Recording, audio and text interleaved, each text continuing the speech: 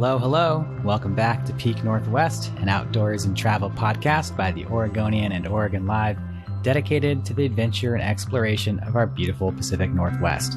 I'm Jamie Hale. And I'm Vickie Connor. Together, we take you to some of the most beautiful and interesting destinations in our region, discussing where to go, what to do, and places to see. And today, we're talking about one of the biggest astronomical events of the year, and that is an annular solar eclipse, which will cross over Oregon this summer. Vickie, I'm so excited for this. I've been talking it up to everyone who will listen, because even though this isn't like a total solar eclipse, it's still going to be a really cool event that I think is worth seeing. Yeah, Jamie, are you big into heading out and viewing eclipses when they happen? You have to. I mean, I like it all. Like, I like an eclipse. I like a lunar eclipse. I like a big moon, a meteor shower. Cool stuff in the sky, I think, is always worth checking out. But when you're talking about like the cool stuff in the sky hierarchy, a solar eclipse is pretty much about as cool as it gets. Right. Okay. So what was the last one that you saw? Well, I think the last one that most of us saw, the 2017 total solar eclipse that came across Oregon and much of the United States. For the Oregonian, a bunch of us went out to cover the event. So I was at Timothy Lake up on Mount Hood with about 50 other people, a pretty small little gathering of people who were camped there at the campsite. And it was such a cool experience to be in that path of totality when the sun was completely blocked out by the moon, and you could see the like atmosphere of the sun. The corona is what it's called, right? And to see that and to have that experience of seeing the sun totally blocked out in the daytime, it was profound. I mean, people's reactions were crazy. People were like either speechless, or some people started like screaming or running around in circles. This is weird to say. Did you scream, Jamie? No, but like my knees buckled. Like I unconsciously fell to my knees. Like I had like a physical reaction like that, which has never happened to me for anything before. And it was really cool. Just an absolutely wild experience. So that's a total solar eclipse. And we should point out here that what we're talking about today is an annular solar eclipse. And those are two different things completely. Yes. Also not to be confused with the word annual, but annular. Yes, that's Describe right. to us exactly what an annular eclipse is. Okay, well, so in general, a solar eclipse happens when a new moon gets directly between the Earth and the sun. So the moon will block out the sun, right? And in a total solar eclipse, the moon is close enough to the Earth that it completely blocks out the sun. But in an annular eclipse, the moon is just too far away to do that. So what you end up having is sort of what they call the ring of fire effect, right? The amount of sun that is still around the moon, which is really cool in its own right. And what's one of the things that's cool about this is as you see the moon in front of the sun that way, the light comes through that kind of rough outer edge of the moon, because the moon's not a perfect circle, right? It's full of mountains and craters, and the light can sometimes kind of bead as it goes through all of those mountains and craters on the moon, which is a really cool effect. It's called Bailey's beads. And that's something you don't see every day, obviously. So while you won't be able to see the corona, you won't be able to have that experience people look for in a total solar eclipse, it's still a really cool event that, like, if you're into this sort of thing, or even if you're not, like, it's definitely worth checking out. Okay, so let's get into the logistics of this, because this isn't happening until October 14th, right? Yeah, that's right, Vickie. So this is October 14th in the morning, kind of like, first thing in the morning, basically, depending on what that means to you. For me, it's first thing in the morning. So the partial eclipse of this will begin at about 8:05 a.m. on that morning of the 14th. So that's just when the moon starts to cover the sun, right? It's a gradual process. So by about 9:16 a.m., we're going to be reaching that full eclipse, so that full like ring of fire effect. And how long that lasts depends on how close you are to the center of this path of the eclipse. So it's like a 90-mile wide band where you can see this full eclipse. closer you are to the middle, the longer it lasts. So those who are really right in the middle of it get to experience that ring of fire for like a full 4.5 minutes, which is actually a really long time. That is. For comparison, that total solar eclipse last time, I want to say it lasted maybe a minute and a half for those at the very center. So 4.5 minutes is a long time. If you're farther at the outer edge, you may see it for a minute or less. So that you kind of want to get in there. And so people might be wondering, like, why are we talking about this so ahead of time? But because of the popularity, like as you probably saw when you were out there last time, like these places will pack up. If you look at the map and see where the best like viewing areas are, we'll get into that here. But you gotta kind of plan ahead for this, right? Oh, yeah. I mean, it's not the same as a total solar eclipse of 2017. That was something where people from across the world were coming to Oregon specifically because it was like the best place to see it. This time, it's not quite the case. Oregon is actually like not a great place to see this because October, Oregon, not great weather situation. Smoky. Might be a we'll little get into smoky. that too. Yeah. So we're not probably going to see the rush to fill all the hotels, but we are definitely already seeing some of that. Crater Lake, which is in the path, the Crater Lake Lodge opened for an extra weekend at the end of its season. So people could stay there for the eclipse. And those rooms are long booked up. They booked up, I want to say a few weeks ago. So, places, campgrounds that are in here, hotels, you're going to see them already start to book up. So if you don't already have plans, definitely get on this now so you can make sure you can get somewhere to stay. Okay, so let's get into, the path a little bit and some of the areas that will be a little bit popular, might already be completely booked, but kind of like the best viewing areas for this. So if you look at this map, and we'll throw a link to this map in our post here and in the show notes, but the path cuts this kind of southeastern diagonal line across the southwestern part of the state. I know that's kind of confusing, but basically it starts off in the sort of central southern Oregon coast. That center line hits the coast right there at the Oregon Dunes, just south of Florence, and extends up to like Newport and just past Bandon. So that's kind of that gives you an idea of how big this area is. And it goes southeast across Oregon, over Roseburg and Eugene, over Crater Lake, as we mentioned, over Summer Lake, and you're kind of getting out into the high desert. And if you're like in the Alvar Desert, you'll be able to see it a little bit, Steens Mountain to a certain extent. And then it kind of goes down beyond that into Nevada and, farther down into the US. So in Oregon, you're looking to basically want to get into the southern part of the state, whether that's the coast, the southern Willamette Valley, or out in the desert somewhere. Amazing. So we talked about Crater Lake. Where are you eyeing, Jamie, to go and see this? Well, I talked to the director of space science education at OMSI, whose name is Jim Todd, and we chatted a bit about this because he obviously is a big eclipse person as well. And he said, people are going to go to the coast because it's the coast, and that's where it's first hitting landfall. But the coast is actually kind of a terrible place to go because even in the summer, the coast is often really foggy in the morning. And because this eclipse is happening first thing in the morning, the odds of it being clouded out are pretty high up there. So you might be tempted to go hike around the Oregon Dunes to see it. Would be an incredible place to see this. But you just really run the risk of having it being fogged out. He said once you kind of get onto the eastern side of the Cascades, out into the desert a little bit, that's kind of the place to go. Jim told me he's going to sort of the Klamath Basin area, kind of around Klamath Falls.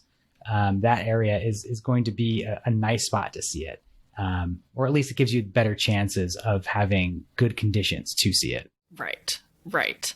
So let's see. Are there any other places here that you're looking at on the map that might not be like as popular as Crater Lake, but still great place to go and see it? Yeah. Kind of in the same vein of what we were just talking about, some of that southern Oregon desert area is pretty good. If you look at Summer Lake. There's like Summer Lake hot springs right there. I'm not sure if they're booked up already. They probably are. Lake Abert, Christmas Valley. A lot of these places that people don't go to very often might it might be a really nice place to go. And if you're trying to avoid crowds or you're just looking for a cool place to do it.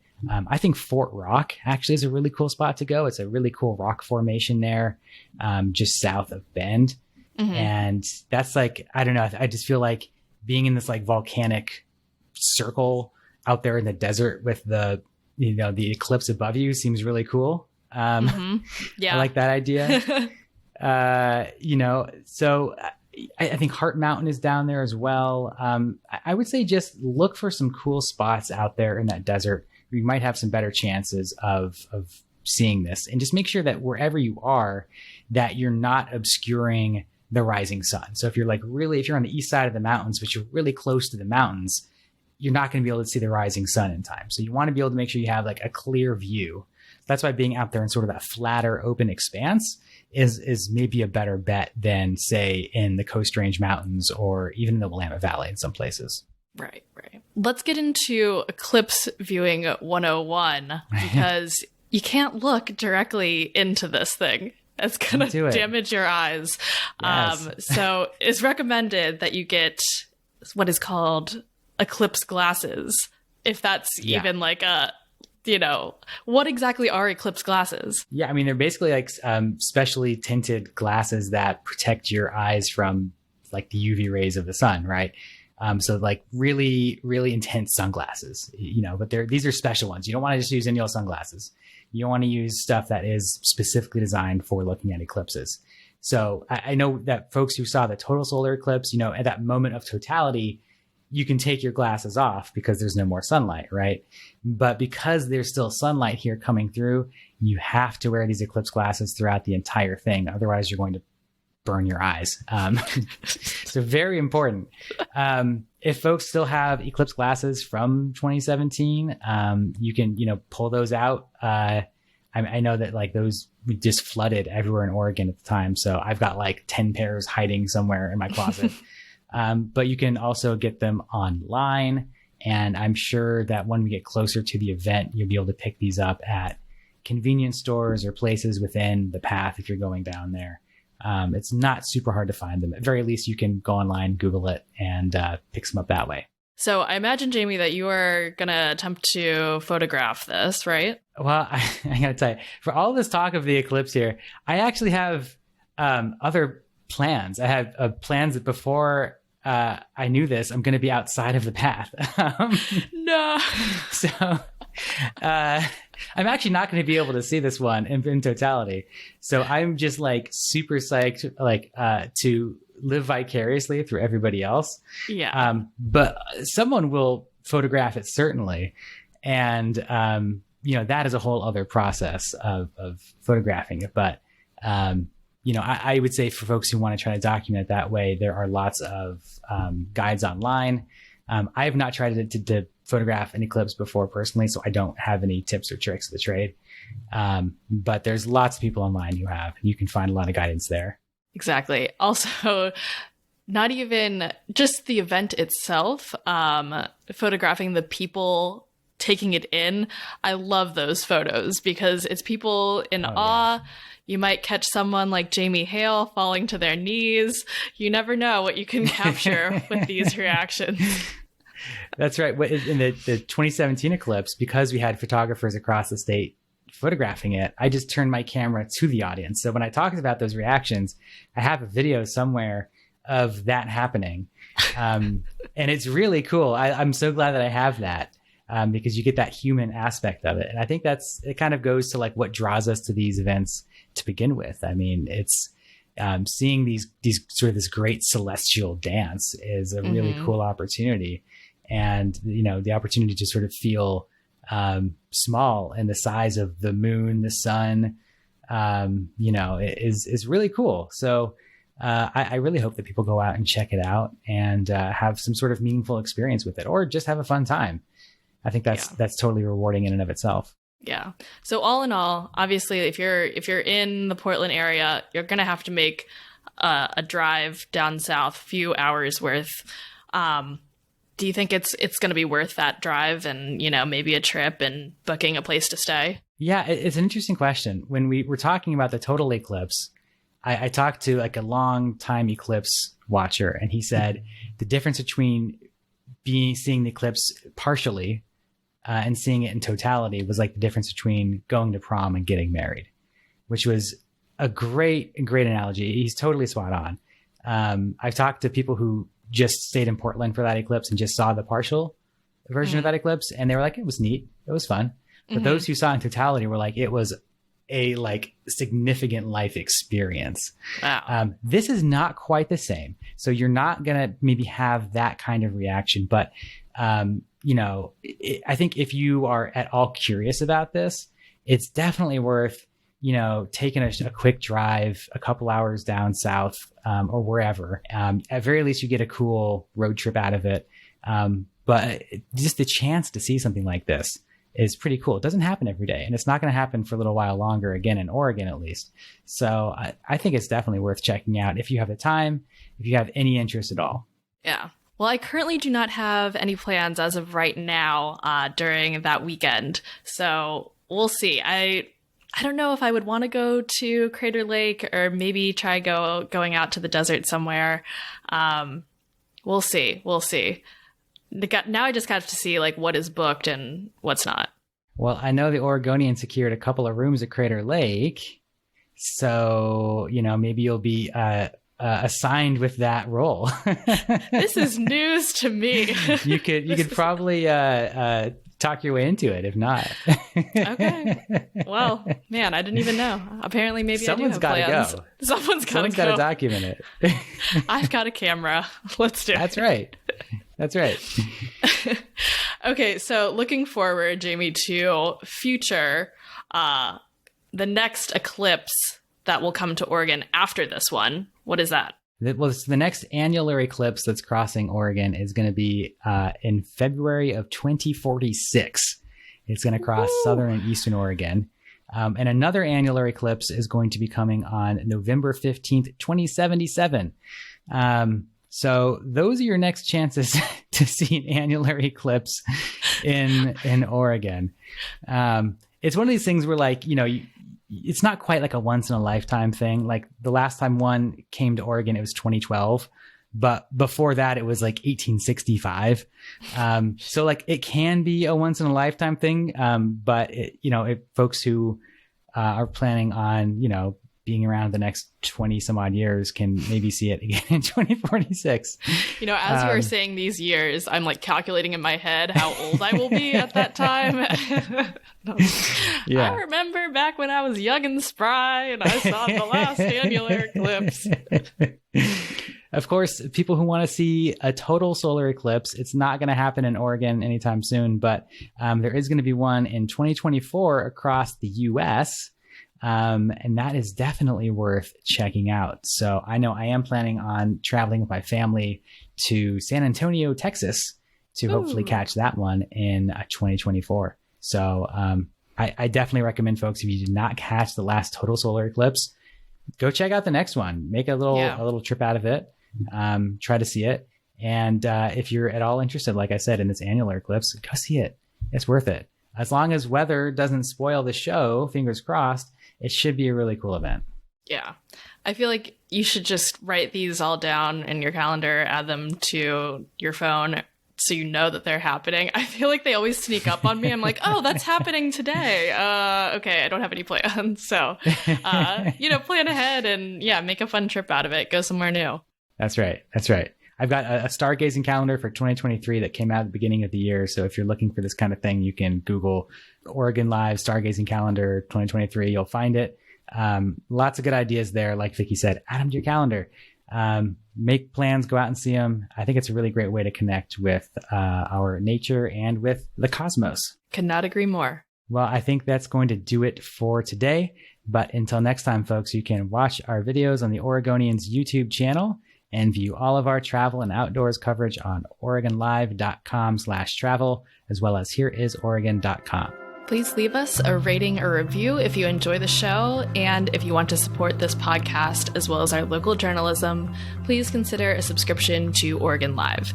You can find details at oregonlive.com/podsupport.